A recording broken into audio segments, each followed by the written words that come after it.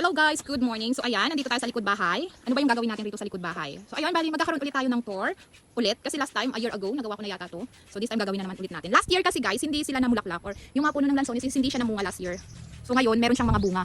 So ayan, papakita ko sa inyo ha. So eto guys, ito sa lahat ng puno rito, siya yung pinakamaraming bunga. Kasi, ayan, meron na siyang mga bungang nauna, medyo hinog na rin, pero guys, maasim pa yan. Tinikman namin, maasim pa.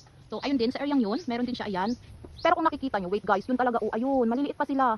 Ayan, ayan, ay, hindi, ayan, hindi na siya ma-zoom.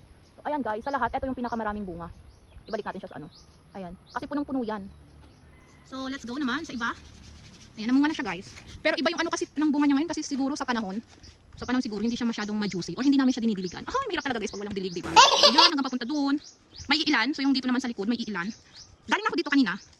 Oh, umalis na ako kasi nilamok. So, ayan, ito, yan, meron din yan. Ito, yung isa dito. For the first time, namunga na siya. So, ibig sabihin matanda na to. Pero mas matanda ako sa punong to ha. Siya namunga na ako, hindi pa. O, diba? Ginawang puno. Oo. Kato! Ay! Oh. Butik. Gumalaw kasi yung dahon. Sa akala ko snake. Ha? Ha? Dua? Oo. Ayan. Ayan siya. Oh. Medyo malalaki na rin.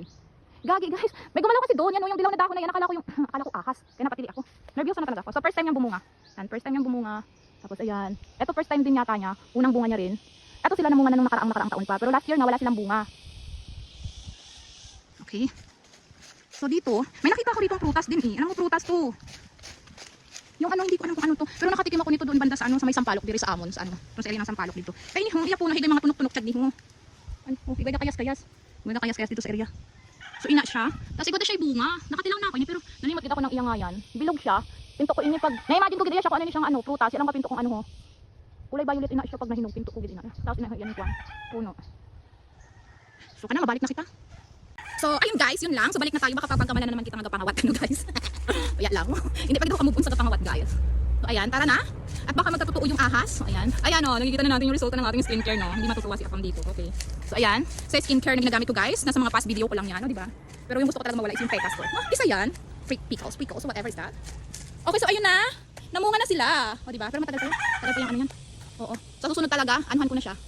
Lagyan ng ano ba yun? Bakyan ko na siya ikuan. Abono. Wa kasi guys, abuno. Parang bahala ka kung mamunga ka. Ay, meron pa dun guys sa harap sa gilid. Di ko na pinakita. Dito lang sa likod. Malamok na. Tapos wala ko putoy. Oo. Yun lang for today.